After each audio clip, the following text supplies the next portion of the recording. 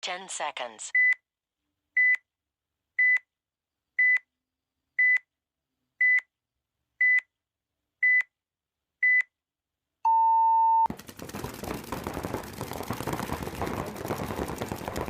Let's wing it.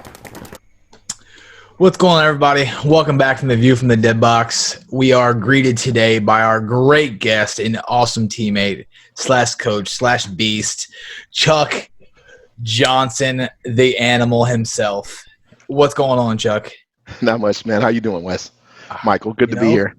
Glad you're here, man. Yeah. You're kind of like Team man, Dad, too. So I feel like Team Dad. It's okay. You wear like 7 hats on the team for sure.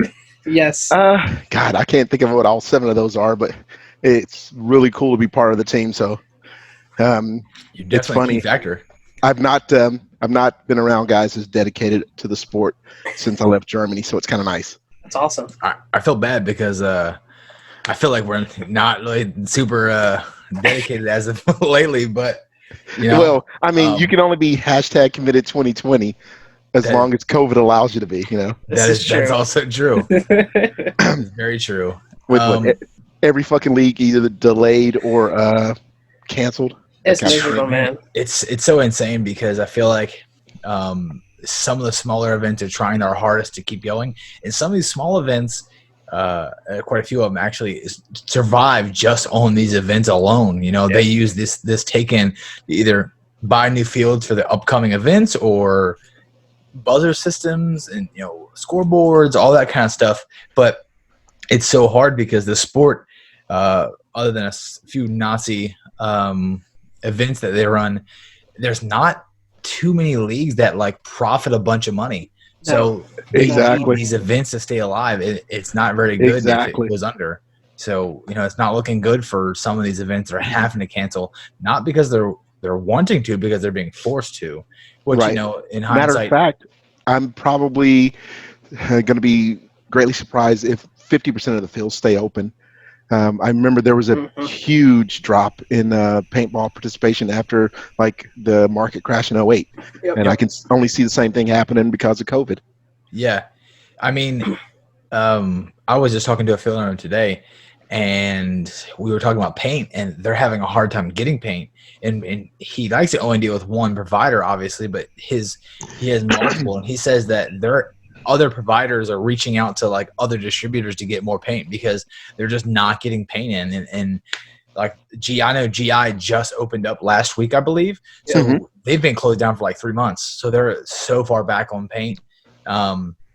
There's a lot of companies now that are just dragging their ass and just getting back open, you know, not, you know, for their fault. You think it's because they closed down their facilities for manufacture, or because they had a hard time getting supplies to manufacture the paintballs? Oh, it's a combination of the two, I think. Okay. That's what I would assume. I'm sure, as much closed down, there's still a lot of smaller fields still playing. I mean, we were lucky enough, for the most part, we haven't really had a close down at our field, but others weren't so lucky. So it's a shame because I felt like the end of last season was probably one of the best seasons I've seen paintball in a while, as far as a lot of these regional events are picking up and getting so many teams coming in. And then now it was crazy with that last MVPS we went to last season. Yeah. How many teams were there? And I'm like, wow, okay, this is nice. Wow, I mean, even in the beginning of this season, now granted, you know, that's always a very big event for them because of the combine, but I thought they said it was like 100 teams or something like that. Oh, there was at least. I mean, how many fields were that MVPS? There were, I want to say 6 4, or 7? Five or 6. Yeah. Either way, it's a lot. I mean, it's more than definitely any local series here. I mean, maybe on the West Coast, the WC, PPL has that many. I mean, I don't know. Here's the thing. That series has the advantage of being in Florida, so they can draw from the whole state of Florida. Yeah. Us from Georgia. Teams from South Carolina probably even go down there. Yeah. So what about you, Chuck? What about you? How did Chuck Johnson get his start playing paintball? Oh, come on. Let's see. I got to know. It was not a birthday party like everyone else. Right? No, mine wasn't either. I think, Wes's wasn't either. We're pretty unique. Yeah, mine was with Dad at a work function. So. Oh, okay. So mine, I guess, was kind of a work function. Wes, you're prior military, so you know about MWR. Oh, yeah. Yeah. So I went to basic training in like June 1990. Got to my first technical training in Keesler Air Force Base, Biloxi, Mississippi, and the MWR guys had set up a deal with the local field to go out and play paintball. And I'm like, hell yeah! I grew up freaking shooting bottle rockets at my teammates and stuff, so I'm definitely gonna go out and play paintball, right? Yeah, you inflict more pain. It's the progression. Exactly. So me and a couple other guys went out on this morale, welfare, and recreation trip. For those who don't know the acronym MWR, and my first time out, I go running up the field, kind of like I do now, shot smack dab in the middle of the chest. I'm like, well, and then I think you've seen the little kid who takes the headshot and drops to the ground, all dramatic. Oh yeah, yeah, that was me. Like it showed, but it's okay. God, I know. I didn't play too much paintball when I was in the Army. I mean, I was playing way prior to the Army and through the Army, but I didn't play with the Army really more than I think one time, really. But well, okay, so I feel like it should have been more. Considerably older than you guys. That's also true. Now I remember they had training rounds, and we shot the training rounds, but we never shot the simunitions. Yeah, we never got to shoot people. And I used to hear stories all the time about those training rounds, and boy, there were some horror stories about those things. Well, yeah, because imagine the airsoft pellet, but just a little bit bigger, right? And then it's waxy, so it's not like a paintball where it's a gelatin coated and filled with fill. No. It's like a little wax round. So yeah, it hurts. No, I've only got to use them once or twice. I never got hit. So that's yeah, I don't think I hit anybody either. So I've heard some horror stories about those things because they have to get in the travel distance. They can't be like lobbing shots over back and forth. Right. So I've seen some pretty gnarly scars from the training round going into the skin. Yeah. Mm-hmm. Yep. Yeah, I've seen them picking them out of their skin. Yep. Sure. Exactly. Great. That's good stuff. When I got done with training, I went up to my first base and I had to find a field, and I found a field up in Constantia, New York. Long closed, but started playing like every other weekend out there, man. 100% pump action, That's awesome. Oh, yeah. So that would have been still around 1990? 91. 91. Okay. So so when did you transition into like the more tournament side? When did you get out of that recreation side and say? They closed the base in like 94, and I went down to Florida and started playing at a field there, right in Pensacola. I think it's long closed now. And the guys were like, "Hey man, you're a pretty good paintball player. You want to play some tournaments?" And I'm like, "Sure, why not? All right, the more paintball, the better, right?" Yeah. And so I started playing with those guys, and it was still, in the woods, half in the woods, hyperball. So yeah, big electrical wire spools. That's awesome. That's the good stuff there. Yeah, a lot of players now have missed that. I mean, I caught the tail end of that. It's not big anymore. No, I mean it's coming back. Actually, I was gonna say, man, hyperball's making a comeback. Yep. I've got you guys did the team meet the teammate, and one of the pictures was from 2 years ago in Charleston for the Holy City Open. Yep. So 10-man hyperball. And we do have that Low Country Paintball by us is doing that hyperball. I definitely want to get out there and check that out. Yeah, I think so too. I think that'd be. Yeah, we should definitely go out there when they have an event. Yeah. And they do night times on. I mean, I'm not big on night paintball really in general. It's just not my thing. But since it's so close, it's a little different. they just switched the hours to like 6 to 10. Okay. So it's not as nighty as before. Yeah. But yeah. I don't know, man. The whole night paintball thing, I'm not a big fan of it either. Yeah. You can't really tell if you hit the guy. You know if the dudes are cheating. Yeah. And I'm like, you know what? You trip over stuff. I'm like, nah, I'm good. Wes's dad used to host these night games around Halloween, and I would always be able to pull the kids from our neighborhood and go. And my granddad, when he was in Kosovo, he had come across some night vision that was left unclaimed. Ooh, sweet. And it was like Russian. It was some old surplus, whatever. So we would bring that, and we would go in the woods back there, and like we'd like lift up our mask, throw the night vision on like this, look like this, go. We still can't see shit. Flip the mask down and put on like me, Jamie, Wes's brother, a bunch of us, and we would just carry it around on our hip.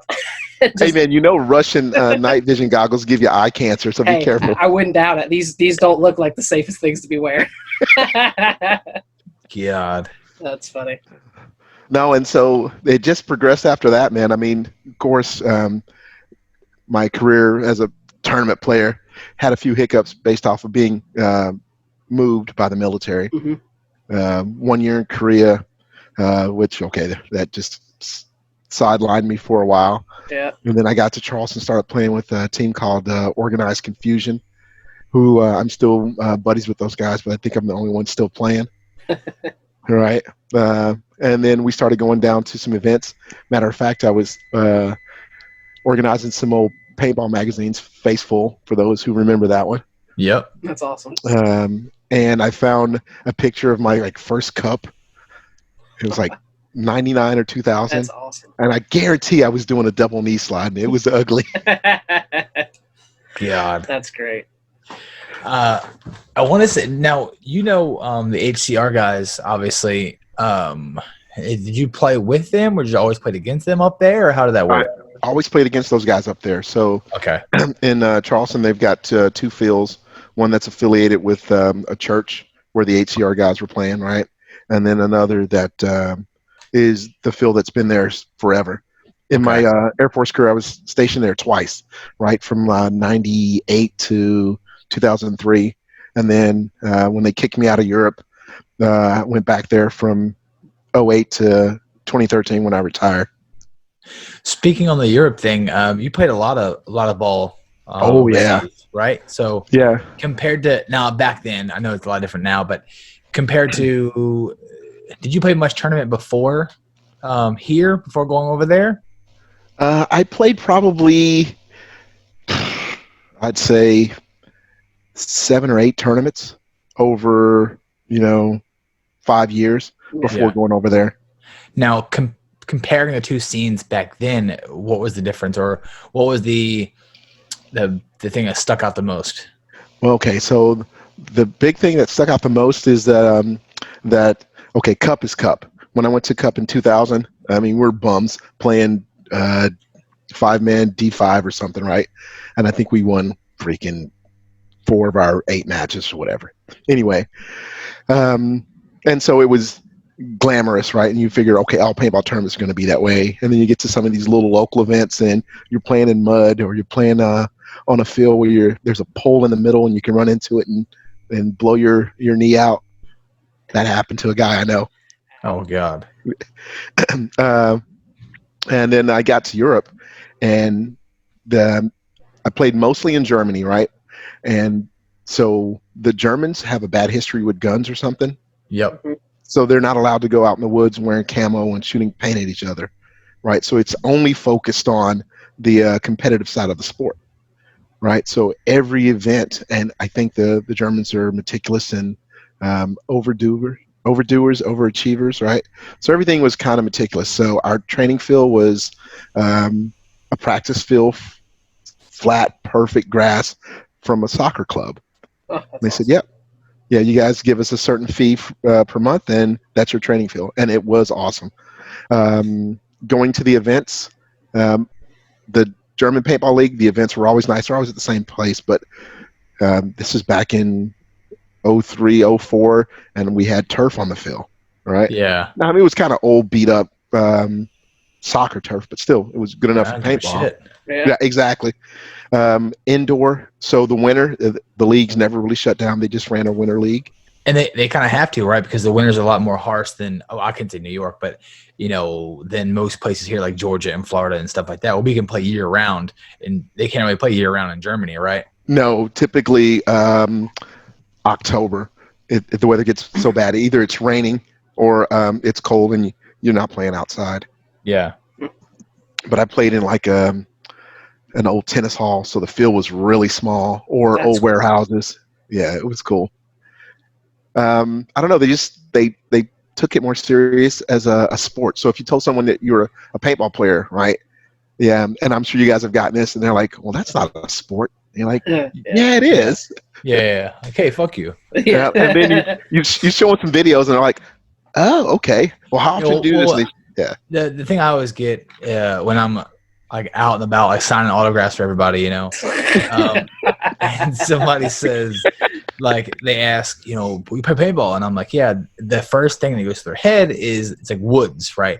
Like you're running up and down, you're hiding behind trees, and I'm like, no, that's ass. Like we don't play that anymore. Like we play a more competitive, like formal match. Like as you would see, I said, I always try to tell them like you can't really broadcast woods ball on TV. People don't really want to watch that. They want to watch fast pace, like symmetry, where everybody has an equal playing field, something like that. And I try to explain to them it's as close as you can get to X ball as like football. Like one team scores, one goes up, other team, and so you have to keep it somewhat like that. And I always try to tell them that, but everybody always says like, you play paintball? I'm like, yeah. And they're like, oh, well, I play in my buddy's backyard's cousin's brother's house, and we hit behind trucks and golf carts. And they froze their paintballs, right? Oh, that's a for God. If I had a nickel for every time I heard that, Jesus, I'd have as much money as you, Chuck. But, so you'd have $2. Yeah. We used to go out there and leave high school and then come home and they're frozen the whole bag. Yeah, like, okay, buddy. God. There's some science behind that I'm not going to explain to you just because I don't want to. Right. Yeah.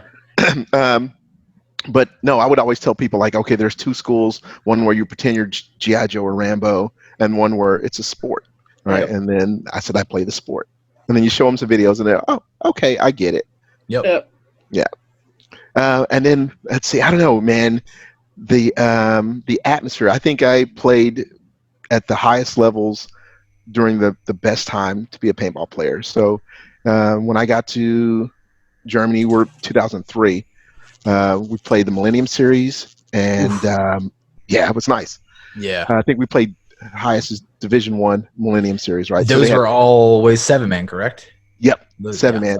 7-man, 15 balls per second. So bring it back. You know what I'm saying? Hell yeah! I can't remember. Make paintball violent again. Me and you were playing at roughly the same time, and I can't remember if the Millennium was it always ramping in the Millennium always? Yes, it was always ramping. I remember when the guns came over, when it went to PSP, it obviously went to ramping when and Xbox got big, but I can't really remember. You were playing when there were 3 leagues, right? When there was the Nipple, the PSP, and Millennium. Yeah, and they all had their own rate of fire thing going. Exactly, and that's what I always remember. Millennium always had ramp, and I used to dick around in the field with that mode, my gun, but we never had a ramping until X-Ball got big, and then PSP was like a ramping mode, and it was 1, 2, 3, and every pull after that, it shot 3 rounds at 15 a second, and you could just, as long as you shot over 4 a second, it just stayed on 15 the entire time, basically. Exactly. Keep talking. I've got a refill. He's got to refill his drink for those of y'all not watching. And then I think Millennium was always 1, 2, 3, and then as long as you kept above 4 or 5, the third pull, and as long as your rate of fire was above 7 shots a second, it would go up to the maximum rate of fire 15. And they never really changed that until the rate of fire slowed down. But which is funny because the NXL has now slowly adopted as close as you can get to the Millennium's rules. That's how the Millennium's rules are. And as soon as you stop the ramp, it stopped. You had to restart the ramp again. Start again. Yep, exactly. And PSP so was to be never honest, like that. I think the Millennium kind of leveled it out for guys who don't have fast fingers. Yeah. Right, because everyone can shoot 7 balls a second. Yeah. Right. And so once you get to 7 balls a second, like if the gun takes over, like all I have to do is keep this rate of fire up, I'm good. Yeah. Where was it the Nipple that was uncapped semi. NPPL uncapped semi, right? And I know dudes who were shooting 21, 22. Yeah, okay, well. High rates of fire. You call it cheating if you want to. That's when we had you ain't cheating, you ain't trying, right? It's the D-bounce and mechanical bounce and all that shit. We used to be able to barely get on them, and we would have our Cockers at the time and Timmy's. They would be rolling like 16, 17, 18, and I was probably not even pulling like 8 or 10. Hey, say what you want, man. I still want a Timmy. I've been looking for a Red Legion Timmy. Yeah. When I played with Michael, before they were using Timmy's, I was using Timmy's. I had a Dad actually had one of the original blue purple fades, like with the twin stack LPR. He had the original because him and Bob Long were actually good friends. Mm-hmm. And I got a had an Alias for a while, and then I switched over and got an original 2K2 Shock Tech Timmy, and I played that forever. Black Chrome. I still have pictures of that using that. Nice. And one of my favorite guns of all time. And then I got we all switched over. I think Mike, your team went to the small. I was actually the only one that didn't get one of those. Me and Shane, we actually got the PM7s. Oh, okay. You guys had won those at a GFOA or something, but like Gordon, Taylor Parker, all those guys, they had got the 2K6 Empire Timmies or whatever they were called at the time. They had a different board in them than like a Frenzies. Yeah, I forget what it was. Well, I think that's what they were. Yeah. Yeah. Well, I don't know, man. For me, I played with a buddy's. I think it was an Alias at Toulouse, one of the events in Toulouse, France, and I'm like, this gun is great. Yep. And he was like, yeah, well, you should get yourself one. And then I think the next season we moved into Angels, 05. Which is huge over there because we were using Angels. Dad was always an Angel guy, but Angel ran like England. Like that was like everything over there. Yeah. Big time. That was WDP ran that entire like place. Nobody. It's actually kind of sad to see that they're not really around anymore.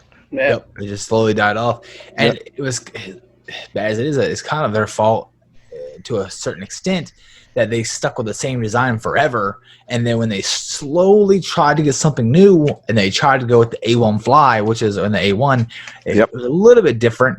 It kind of fell on its ass, and we were one of the first teams in America to use them, and we were like their train dummies. They weren't selling them really yet, and Dad got a hold of like 7, and man, we were like their crash dummies. That the guns were not firing, they were like skipping and breaking paint, and we were slowly figuring out all the problems with them. And I'm like, I am about fucking tired of this gun. I'll tell you that. It's funny. I watched Reese for that coached or played with the UCF, and I guess he also played some with Nexus. Yes. Yeah, and the London Tigers. Yep. So for sure, I probably played against him. If he was playing in Europe in like 03 to 08, I guaranteed I played against him, right? And I did play against a few English teams, and they were using, the A1s, the Flies, and we rolled them up. But what model Angel did your brother have? That Rasta one? He had that for years. A1. It was an A1. Okay. Is it A1 Rasta Fly? Because he had that thing up until 2012, 13. He shot that thing forever. No, he recently sold it. I'm saying recently, probably 2 years ago now. He couldn't get. It didn't have one of the rebuildable rams in it. So it just didn't work anymore. I mean, that gun probably killed. He had it from 08 to honestly used it every season to 2013. He just was like, this gun shoots great. I don't have problems with it. I'm going to keep using it. And we were playing a scenario event, and it stopped shooting at that. And he brought it back, and he was like, I think it's just done. There's just nothing more I can do. The ram probably broke. Yeah. Did he give it a funeral? He hung it on the wall for a while, and then eventually put it on PB Nation. Or probably Facebook Marketplace, honestly, and sold it on there. But. We were breaking. I'm telling you, we were like test dummies. We were breaking shit in the guns. We broke rams off. We found out that you had to have a gasket in between the breech to close down because I was feeling air come out of my hand, and I'm like, why is there air? And we found out that they designed the O-ring went there. Well, then after 4 or 5 cases, the O-ring would disappear. So then they changed the glue and sent us new ones and said, use alcohol and pull all the glue out of there. And then these are new super glued ones. Put these down. They'll never have another problem. Sweet. We did that. Then we kept breaking paint. 2 cases later. I'm like, what? You guys said you'll never break paint with this gun. We're breaking paint. They sent us a video of them chilling paint, cold paint. And they were dropping it from their knee by the handful, and they were all breaking. They would literally drop a handful, 8 of them from the knee, and they go, they'd all break, and they put in the gun, and they were just ramping the entire time without busting. He's like 290, 290, 291, 298, and just ramping them. He's like, they don't break. Come to find out, we were all using halos, and they were force feeding. Force feeding, and the stack in the gun, the breech was seeing a ball and a quarter, and every now and then the bolt would come by and clip the second ball in the breech and bust it. So they said. They're all using freaking Gensu, right? Yes, they were all using eggs and velocities. They said, put a velocity on the gun. You'll never. And this is 6 months into it. I'm pissed. They said, put a velocity. You'll never have another problem. We switched velocities, went away. Never broke paint ever again. Yep. I'm like, you son of a bitch. then they took the bolt and they milled the bolt back, ramped it, so then it pushed the ball up instead of chopping it. So Yep. we literally just had the shitty gun. We had to design it for them basically. Hey, this isn't Way working. to work out the kinks for everybody else, though. I mean, Yeah, that's exactly. good on you, man. Yeah. Speaking of Germany and you playing overseas, how's the beer over there compared to here? Right? 'Cause I know you're a big beer guy, man. right? I fucking love beer. Yeah. You can tell by my physique that I'm a big beer guy. He's perked right up. Like he's happy now. Actually, the beer is great, man. It's funny. Every town of any size kind of has its own brewery, right? And it's not like the U.S. where you have a microbrewery and that's the only place you can get their beer, right? No, it's like these breweries have been in existence for 100 years or something, right? They got laws that they have to brew to, right? And so it won't be all over Germany, but you could find that beer in several other towns, probably 2 or 3 they're states away. And so now, wherever you go, you can find good beer. I always hear them talk about it, and a couple of other guys, Graydon and Powell, we used to play with, they were always go to a bar in Statesboro, and I think Graydon more than Powell, but they would drink these. Definitely Graydon more than Powell. Yeah, there was a wall, and I believe, if hearing the story correctly, a list of 100 beers. Yep. And they would accomplish these beers throughout the summer. Well, one of them I think is the Warsteiner. Is that the boot? Is that Warsteiner Pills? Yeah. Yeah. So now, did you have that? Did you have that while you were in Germany, or do you only have that? Of course. No, you can get Warsteiner here. Just go to any beer place and get Warsteiner, but they're much better beers. Man, if you want to have an episode on what beers to drink when in Europe, I can help you out. That's your thing, yeah. We'd have to film that at your bar, though. Yeah, come on. Or we can have one of my old teammates from Germany come over and he can have a list of beers. Like, if you can find this beer in the States, buy it, drink it. Jeez. Wheat beers. So dark wheat beers. Yeah. Weiss beer. Huh. It's good. If you ever want to do a boot, Junior, we got a boot at the house here from when my parents were in Germany. Yeah, we have they've had that thing for like 25 years. If you ever want to drink out of a boot. That definitely sounds like something that needs to happen at the next team party. Yeah, for real. So you leave. How long do you play in Germany? Sorry, okay, so let's see. I guess I got to tell the story of going to Germany, right? I just figured my career was over. I've been playing with Tin Man with Bad Karma out of Florida, right? Orlando area, right?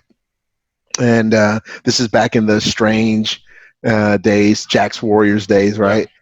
And I think we probably would have been like Division 3, right? And so we kept going down there, and we got, cherry picked. You see somebody who's good, and like, hey, man, who you playing with?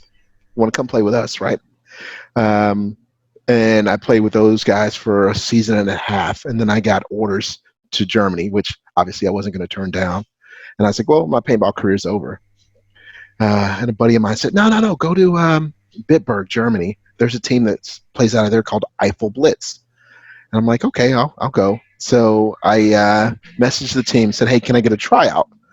And they were like, yeah, sure. Come on, we'll give you a tryout. So they put me on the field one-on-one, which I think both you guys realize I'm not very good at one-on-one. We'll talk about that later, I guess. Right? I don't like one-on-ones either. Yeah, exactly.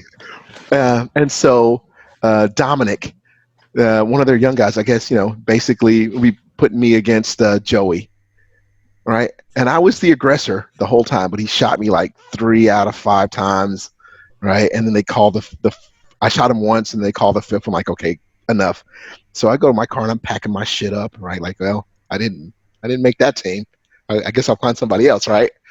And the team captain comes over and he goes, hey, man, you had been unlucky the whole time. Like, Dominic knows the fields because they were in the woods. He knows the fields. He knows where things are. But we like your speed. We like your aggression. Will you come and play with us? I'm like, yay, I made the cut, right? Yeah.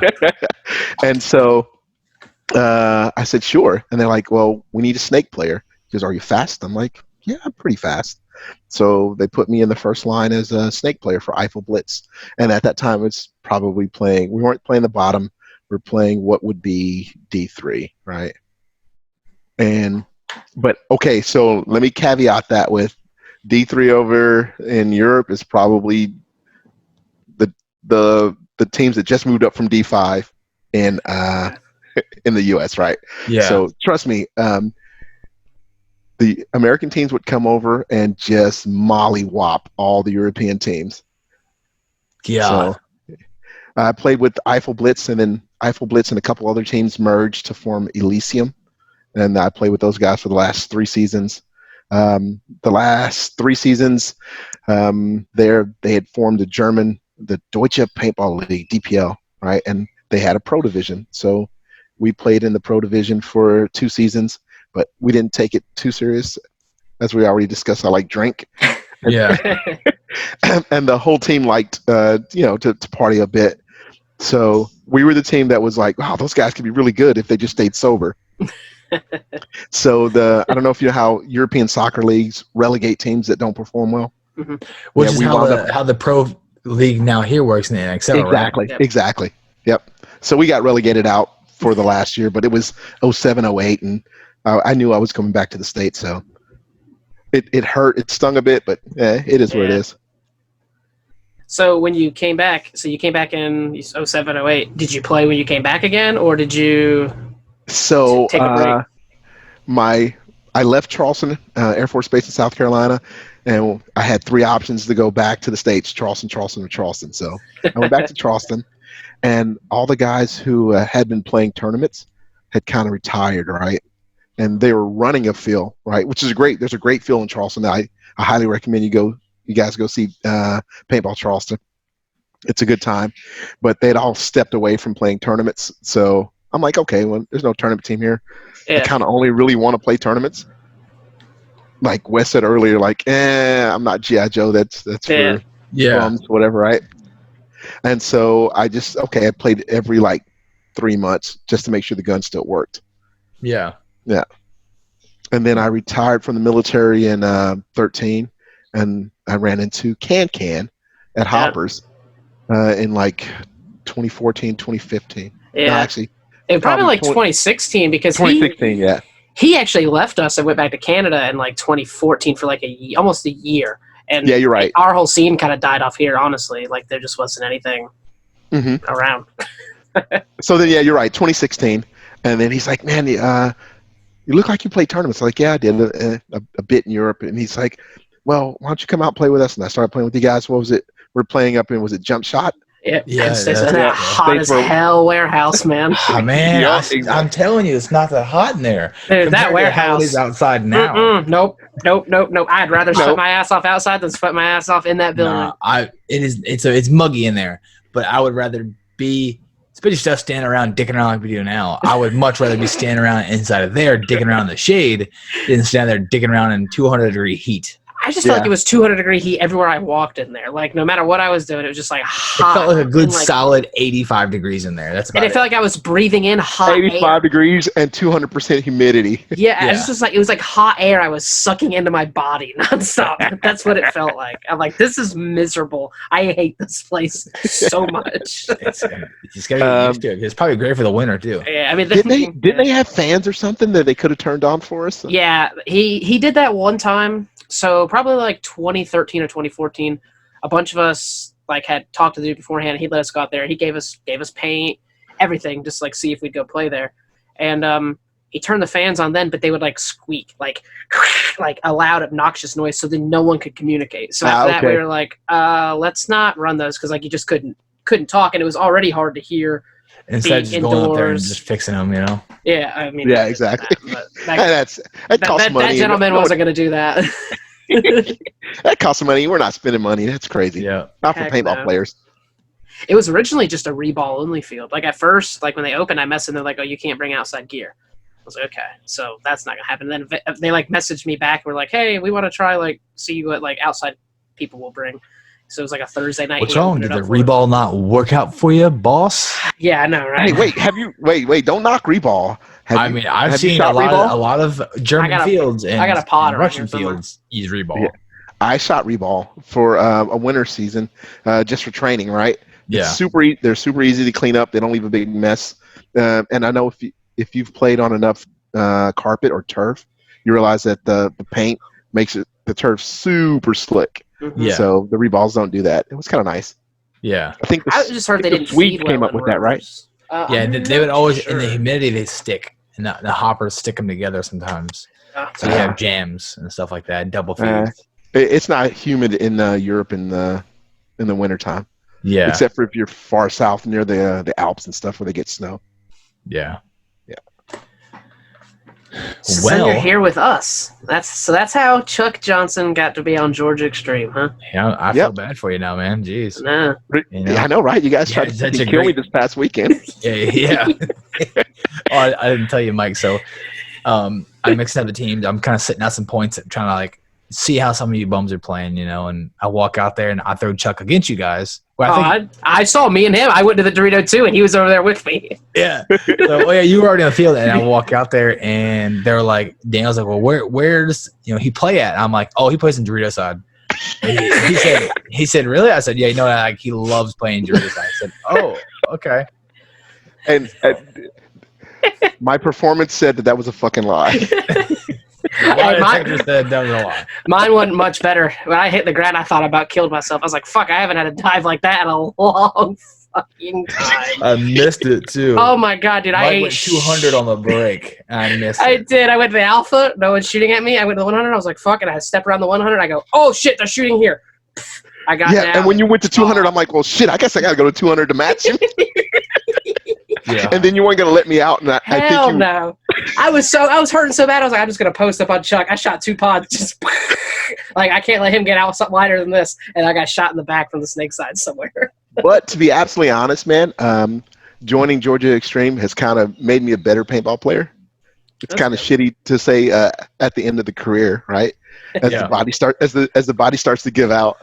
But I realized that I was always just a sucker puncher, right? I was really fast. So 2003, when I got to Germany, I was 28, right? And I'm gonna say super fast, but fast. So fast, as a matter of fact, team captain had a standing bet that 50 meters, right, me versus anybody in the league, and he would bet beer on it. And up until 2008, when I left, I won every one of them. That's awesome. Right, but then I realized that it was just get to the snake, stay alive long enough to get it far enough down the field that you could go across field and sucker punch somebody, right? Yep. As opposed to actually winning gunfights, which I don't do that well. You're like the snake guys, and back then, even now, it's like pure cannon fodder. It's like go up there as fast as you can, try to get 1 or 2 guys, and cause as much chaos. You're probably gonna die. Like I'm not gonna lie, you're probably gonna die. But I just need you to go up there and get down and be a threat, and just kill like at least 1 dude before you get popped, and then you're good. Like we're betting on you to die. Like, that's probably gonna happen. So I try to tell Matt. Here's the thing, I was better than that. So I would get at least 2. I would always get my mirror. If I made it to the snake, I would always get my mirror, right? And typically 1 across fill. So if you're doing 2. 2's more than enough. Yeah, exactly. Yeah, that's 2 more than Mike gets. So absolutely, especially when I'm playing snake side. Next time at S1 on the break, Mike. That'd be great. Shit, I don't know. I might make it in. They give up the lane. Like they're not sending snake. Then you see me come on trotting on through the back. Son of a bitch. He went an hour later. I thought he came in on the 2nd point. Apparently, that was a hell of a delay. Yeah, God. That's funny. Or I'll But just now give you the wrong call out and let Wes run down and go blast one of them. Yeah, just dunk your ass. Viper. For Wes, that shit was glorious. Oh God! I wish you had my camera angle so everyone could see what I saw. So for everyone listening and trying to figure out what we're talking about, there's a point this weekend we were scrimmaging, and I decided to play snake corner behind Matt, and just to see how he's playing. And Matt goes right into the snake. I get behind him, and I'm shooting the wire, and I'm rapping the entire time, and I'm letting him know, like, there is nobody on the whole right side of the field. Go all the way down without stopping. Like, just go all the way to the snake one and shoot everybody in the back. Like, this is your glory play. Like, this is what snake guys live for. Do it. Yep. And I'm shooting and shooting and loading and shooting and shooting and shooting and loading, and I see him, like, in the middle of the snake somewhere, but I'm like, we're not killing everybody instantly. Everybody should be dead by now. So I move up next to Mike, and we're kind of talking, and I hear the call. Mike says, Viper, Viper, and our call for Viper is halfway on the snake. Like, that means the bad guy is halfway on the snake. He's there. So Snake 50's got to die. Yeah, he says, Viper, Viper. And in my head, the guy that filled out late to the corner, super late in the game, must have shot Matt out and went into the snake 50, and we must have missed it. So he says, Viper, Viper, and I just take off. And we have both cams of it. I have my barrel cam of me coming around and dunking the Viper, and then we have Courtney on the opposite side of the ref over there watching, and she's filming it. Well, I take off, and I get right to the Viper. I start ramping on the Viper's bunker, and I come around, and lo and behold, it's Matt. Still, he's in their snake 2 on the what would be the other side of the Viper. Yeah. And Mike's seen his barrel and thought it was the opposing player. So I was already ramping at that point. So I'm sorry to tell you, he got one in the back, or sorry, one in the leg, 2 in the back, and one in the back of the head. Hey, it was a beautiful move. Yeah, it was great. Just play it. When you play it, don't show anyone, tell anyone that, oh, that was my teammate. Yeah. You'll be fine. Yeah. God, guys, if y'all could have saw my angle, I'm shooting at the corner because we kept him from going to that corner for 45 seconds. Just shooting. Yeah. He makes it into the corner. I go to reload. Wes comes to me. And then, like I said, we talked. And then I see someone. I was like, well, maybe did the corner just dive into the 50 snake, like from the corner, like when I reloaded and blocked my view? No, he didn't. He stayed in that back right corner. I like to refer to the positions as 1, 2, 3, 4, 5. 1 being the snake player, 2 being the Dorito attacker, right? 3 being the guy behind the snake player, 4 being the guy behind the Dorito, 5 being the linchpin, the guy who links the whole team together. So you're playing 5. I don't blame the 5, but I'm telling you right now, Wes, you're a terrible number 3. You should have known he was there too. I mean, hey, I knew he was there somewhere. Hey, pad them stats however you want, man. Pad them stats. When I get the call for Viper, I don't hesitate. I just go. Like, hey, by the way, I marked that down in the scorebook as a confirmed kill. Thank you. Good. That's all I needed. That's what I'm looking for. Man. Oh, man. I'll have to put the video on the page. I don't think I put it on mine. I think it's just on the GA Xtreme page. So yeah, you should definitely put the video like in the bottom corner and just have it repeat the whole time. So when people get what are they talking about? Yeah, I probably will. I'll put it on the YouTube video for sure. What is your wildest paintball story, here or overseas, wherever it would be? Like the craziest shit that happened on a field. On the field or off? On the field. Or even at an event. Like, how about, what's the craziest one that happened on the field? And then what's one that happened, like, either going to an event or, in a hotel? We have some wild-ass hotel stories that shit, like, that's an episode. That's an episode. Just hotel stories. Yeah, that's true. None of my hotel stories are PG, by the way. So that's fine. Let's see. I don't know. Wildest thing that happened to me? Or just, like, while you were at a field, like, just some crazy shit that happened on a field, like while you were there at the event or something. Saw a guy dive in and break his jaw because he went underneath. His barrel went underneath some carpet, so they just kind of overlapped the carpet a little bit, right? Yeah. His barrel went underneath, and the tank came up and bang, right in the jaw. I think that was Belgium, a winter series, right? That's a rough one.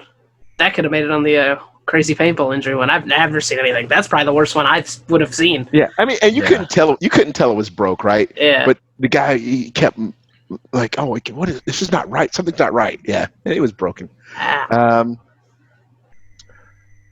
Seen a field layout where all the bunkers were exactly parallel, side by side. Yeah, all the way up. I've got photos of that. It was terrible to play. What do you mean, like all Aztecs and all towers and all Doritos, like that? Yes. Yeah, and all side by side.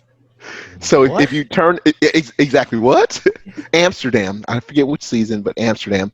You would turn and you look immediately 90 degrees to your left, and there's another guy, and then beside of him another guy, and it was 5 bunkers across. I've got photos. I'll share them with you guys. Yeah, I'd like to see that. I don't know. Playing in Europe, so Amsterdam. Since I was talking about it, I went to the ATM because we were going to go to a bar afterwards, right? And so that the grass has been legal in Amsterdam for a while. Oh yeah. And so, but you're supposed to go to a coffee shop and sit down, order your stuff, and smoke there, right? Or take it home. I'm getting cash out of the ATM. And I'm like, what is that smell? Right? And I turn around and the guy behind me is like, are you done? He tried to hold it. Are you done? Like, yeah, man, hold on, I'm done. Here you go. So that was crazy. That's funny. Yeah, I guess it's probably the craziest thing. You're just not used to it, especially coming from like America. Yeah. Right, exactly. Especially if you're in the military too, where you know they're gonna test your urine. Yeah. God. I was in Europe when Dynasty won the Triple Crown. Oh, that's the third time. That's 07, right? Yeah, that's 07. Yep. And so that was pretty badass. Or you guys have seen Heroes for a Day? Yep. Best paintball movie ever. Yeah, so that's Mike's favorite. That's my favorite. I love it. I don't know. Everything excessive, I love it. Yeah. So I drank with those guys and stuff after they won Paris. But the funny thing is, Dynasty wasn't there. So yeah, they talk about that in that. Yeah, exactly. That was pretty cool. They get an asterisk next to their name for that. Exactly. A win's a win. Exactly. Not their fault they didn't come. They could have came. But I don't know. It was just for me the high time of paintball, where things were really fast, really violent. 7-man was awesome, right? Because you really kind of had too many games going on at once, right? Yeah. But as long as the guys in the center kept the communication going, you kind of knew what was going on the other side. But I've literally seen where guys are trotting to hang the flag or pull the flag, and then they realize, oh, there's somebody on the Dorito side. Yeah. And for me, being a snake player the whole time, I think I played the center a few times just because they want someone fast and aggressive in the center. But being a snake player the whole time, the Dorito side of the field is 100% a foreign land. Yes. You're like, wait, this is completely different. Yeah. That's funny. Drinking in the middle of events. So we were the team that was known for drinking. I've got some magazine stuff I can show you guys when you come over to the house. Our team captain, Marcus Koenish, his dad worked for Bitburger Beer. So I'm sure you've heard of Bitburger, right? Yes. And so they have a brewery right there. And so everywhere we went, there were Bitburgers free, right? And so we were known for the drinking team. And we had a day going in a winter league, and we're playing great. And it's lunchtime. They take a midday break, and they're like, okay, we resume in half an hour, right? And the team captain says, hey, have a beer, and let everybody see you having a beer. And they're like, wait, you guys are drinking? Like, yeah, of course we're drinking. What else will we do? Yeah. That's our job. Wait, we're here to play paintball? Oh, this is for fun. This is a drinking day. Exactly. So, okay, this is actually a question kind of for both of y'all, because y'all both been playing. I mean, I've been playing a long time, but both of y'all definitely have me beat. So what keeps y'all coming back? I mean, both of y'all have had times where y'all could have hung it up, but neither one of you have. Why do y'all keep coming back? Wes, you want to go first, or you want me to go first? I'll go first. It's fine. I like shitting on people. Okay. At least he's honest. Yeah. I felt like I always get people mad when they say like, all right, well, listen, guys, today, like, just go out there, have a good time, have fun. Like I've told you guys, like I stopped playing for fun a long fucking time ago. I like that fun thing went out the window, and I was like 14. Like I don't play for fun anymore. I only play to like. Even if I don't say I don't play to win, but you only play to shit on teammates. I got it. Yeah, that too. I play to like inflict pain of some sort on somebody else. Like if it's typically the other team, that's what hopefully it's what it is. But I always love the feeling of like a close game and then the win. And I think it's not necessarily me winning. I think it's them being sad for losing. Like I'm happy that he's upset. Like that makes me better. Even if it's fucking tiddlywinks in like an alleyway against like 3 random people. I don't even care if I won. Like if they're upset they lost, I get happier. Like that makes me happy. Hashtag grow the sport, huh? Hashtag, like it's just so that's what it is. I play to like make people sad. Fair enough. That's not what I thought I was gonna get. Jesus, hopefully I'm going to give you what you thought you were going to get. Like me too. No, actually, there's nothing better than that when you hear that 10 seconds. Yeah. Right? Your heart rate starts to shoot up, the adrenaline starts to shoot up, and okay, for the next however long this point lasts, it's just me, my 5 dudes versus them and their 5 dudes. And you know what? Fuck them 5 dudes. Yep. So I mean, I guess that's partly shitting on people, man, but I don't know. Oh yeah. Addicted to it. Yeah. How about you, Mike? I'm very quiet. I'm not a vocal person. We're out there playing, but I'm very competitive. So just the competition aspect of it. Anything competitive, I can do. Your whole life like that. Yeah, I mean anything like baseball. I played soccer when I was younger. Anything competitive, I want to do, no matter what it is. If once I like even playing a video game, I find out you could like play on a team of that. I want to do that. Anything that is just like take it to the next level of what people recreationally will see it as. I just want to do at the highest level you can. Which surprises me, Michael, because for competitive guys, you're not into the like. I love that pre-game huddle, everybody's shaking side to side, talking shit. Nope. We're gonna do this, we're gonna do that, and you're like all quiet. Yep. Like, I keep it because play the game. Because in my head, I focused on what I know what my job is when I'm gonna step foot on that field, and I want to do that job as best as I can. And I don't want anything to distract me from it. Yeah. And so, if you guys ever listen to my gun turn on or off, right? Yep. It'll say "Die, motherfuckers, die!" Right? Yeah. And so awesome. we used to say that at the huddle, right? And like, we talk whatever last minute or last second game plan we're gonna do, right? And they're like, all right, one guy would scream, "Die, motherfuckers!" Right? And the rest would scream, "Die." That's awesome. And so the rest ask us to stop because it's kind of vulgar and it's not nice. Yeah. And so people on the sideline who supported our team would do the scream that "Die, motherfuckers," which the refs couldn't do anything about. Yeah. And then we would scream "Die." That's awesome. And I had a guy played in the Winter League in Belgium, and he's like, "Man, the first time I heard you guys say that, I wanted to just destroy you," right? And then he met me, and he's like, "Actually, you're a really nice guy." Like, yeah, it's all about getting your team pumped up and ready to go. That's mindset. Awesome. I like that. It's all mindset. Yeah, exactly, mindset. Yeah, I same way. I don't try to get too pumped up. I mean, when I'm in the zone, like I try to like lock in. But, I'm not also running around just like, screaming and yelling, like trying to get pumped up. But once I'm in, like locked in, like I'm ready to go. Yeah. Like, just keep me Actually, going. to be honest, man, I believe every team needs a hype man. Yeah. Oh no, that I agree with too. And normally, I would say too for us, we never really had that when I was like. Really? I mean, we were all really quiet. Like seriously, it was. Yeah.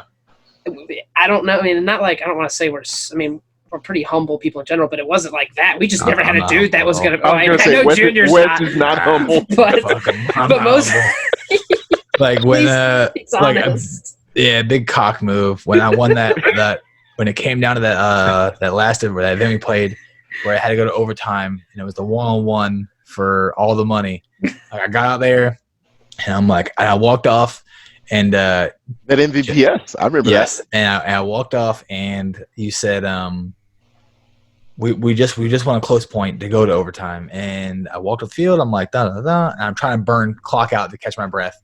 I'm walking slow as I can, hang the flag slow as I can, walk off field, and then like, all right, 1-on-1's overtime, and I walk off, and all you guys are looking at me in the pits, and I'm like, all right, well, who wants to go out? Like, and you go, and I think I came to you like, yeah, you of course, motherfucker. Well, you're going out. I'm like, all right. So I got out there, and then in my head, I'm walking out. I'm like, I'm just trying to stay cool, calm, like collective. I'm okay.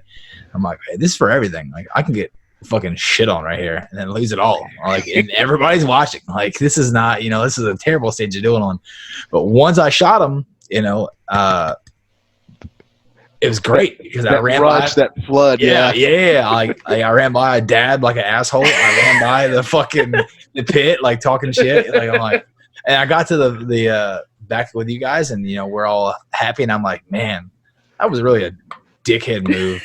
And the guy was so much more like chill. He walked over. He's like, hey man, great game. And I'm like, yeah, it was a good game, man. Good game. And I'm like, I probably shouldn't dab on that dude like that. That's really an asshole thing to do. Should just. At least you didn't hop or dump on him or anything. Yeah, I could have did that. Hey, but you know what? That was a really great point, because I don't know if that guy decided he was going to pod or whatever, and at that point he took his eyes off downfield, and you bumped out, and he comes up looking where you were, and he's like, "Hey, I'm not there anymore, homie. Eat this." Yeah, he decided. I lined up on the far D side, and with him, and he'd seen me, and I waited until like 2 seconds, and as soon as it started, I just jumped to the snake side and then ran right up to the X, and I can see him still shooting D side from the home. I went all up to the X and just posted on the right side of the bunker, and it's like first snap out, whack, shot on like first ball. I'm like, oh wow. And I didn't know I hit him. I know my first shot went right in on him. I'm like, that was kind of close. And you should have seen his body language, dude. He was so deflated.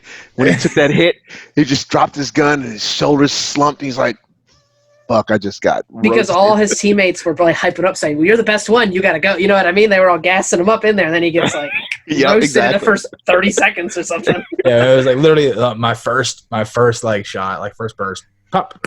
He's like, and Wes, to be honest, man, that was awesome, because that was my first win since 2008. It was great. My first tournament win since 2008, and our first one together. So that was really cool. And what's just crazy to say it like that, Well, you say it like that. My first place win with Wes was this past CPSL.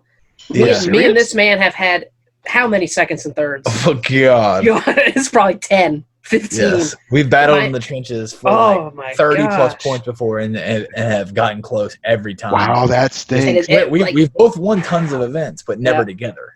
Yep. We have taken tons of seconds and thirds together and have never won an event together. Yep. Well, then congratulations. Yeah, it was.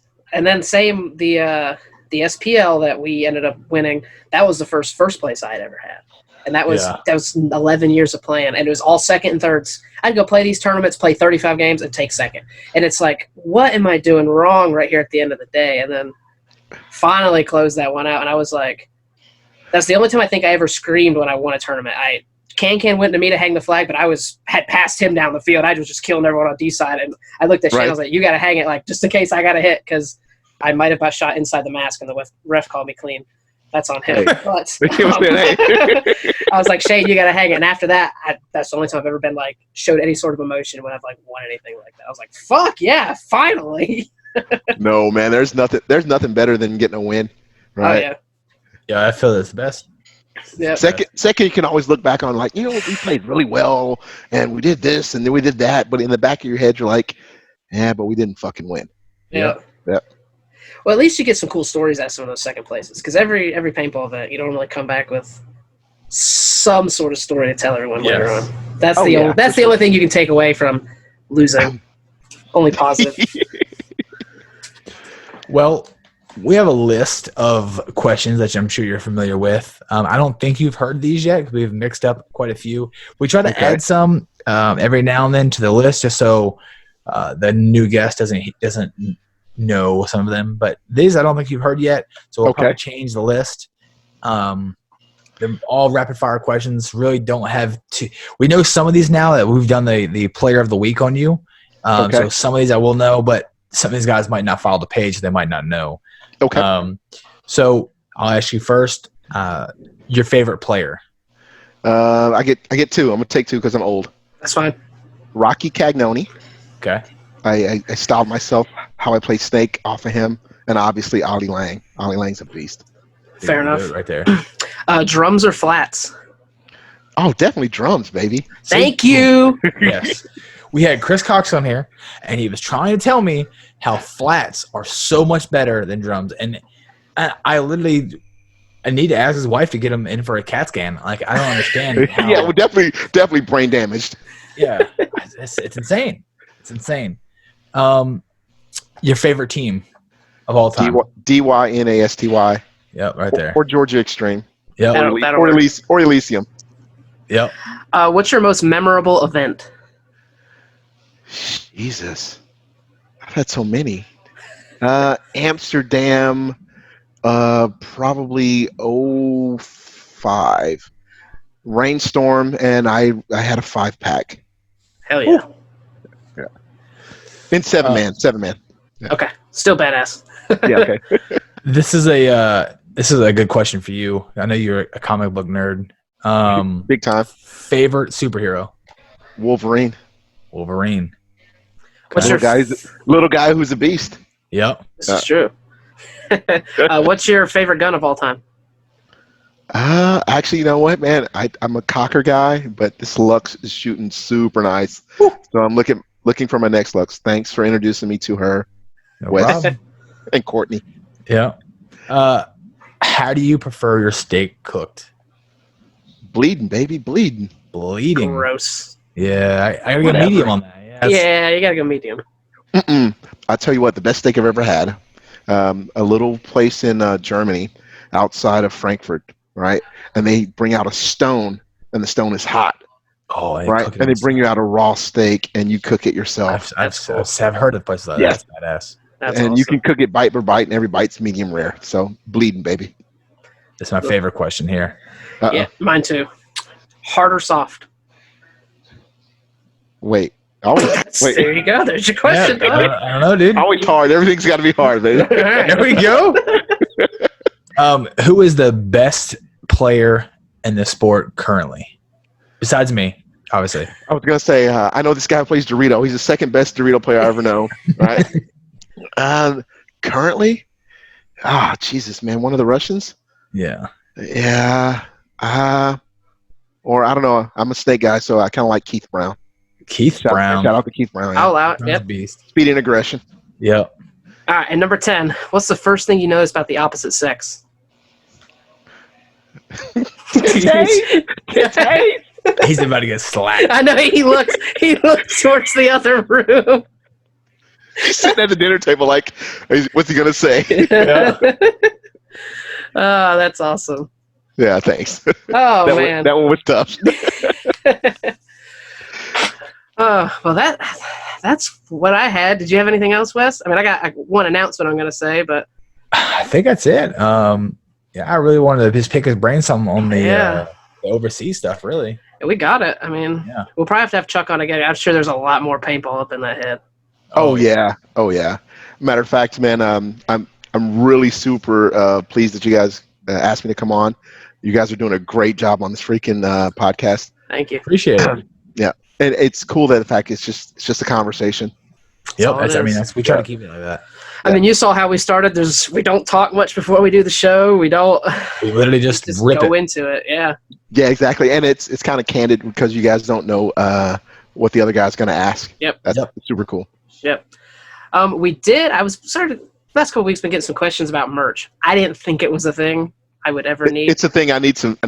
I know what it sounds like. I did create a merch shop. So it's live currently. Like with this podcast is up, the store has been up for about a week, I would say. Well, 2 weeks probably. But I'll go ahead and post that in the description. It's nothing crazy. So if anyone's interested in a View from the Dead Box t-shirt, they're there. We'll add some other stuff too. Add some other ideas. Can we do a View from the Dead Box t-shirt with the name across the back and jersey number?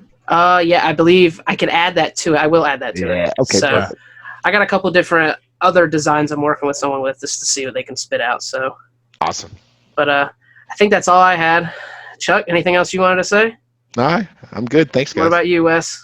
I'm good, man. All right, guys. Well, we thank you for. Hey, go ahead. one quick thing. Did you ever find out what was going on with the Carter Brown website?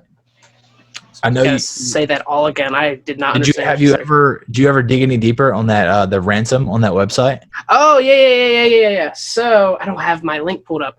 But they got the Did website. you get ransomed back. by Russians? No, we did not. But McCarter Brown did. Like that would be a website you would know. Apparently they got hit. It's been like 3 weeks now, and I believe they got the website back. But they ransomware. It was like they wanted like $8,000 from them or something, and then they ended up having backups of the website, and so they pretty much pulled the old backups and went with that, from what I can tell. So yeah. So I work in aviation, and I heard that one of my competitor companies got hit with the ransomware thing this week. So yeah, I mean, I work in IT, and we that when Georgia State Patrol got hit, we were like, oh, we got to tighten our shit up kind of quick. Yep, So exactly. we got real tight real fast. Super cool. But all right, I Well, thank you guys okay. for listening, Yep. and we hope you listen to all the other episodes if you missed them. Every Yep. Friday, 11 o'clock. So You guys got anything you want to hear or us talk about? Hey, just let us know. Check us out. We're trying to get more topics. We're always looking for more topics. Anything, Yep. Thanks, All guys, right. for listening. peace out. All right. All right. Later. Peace out, fellas.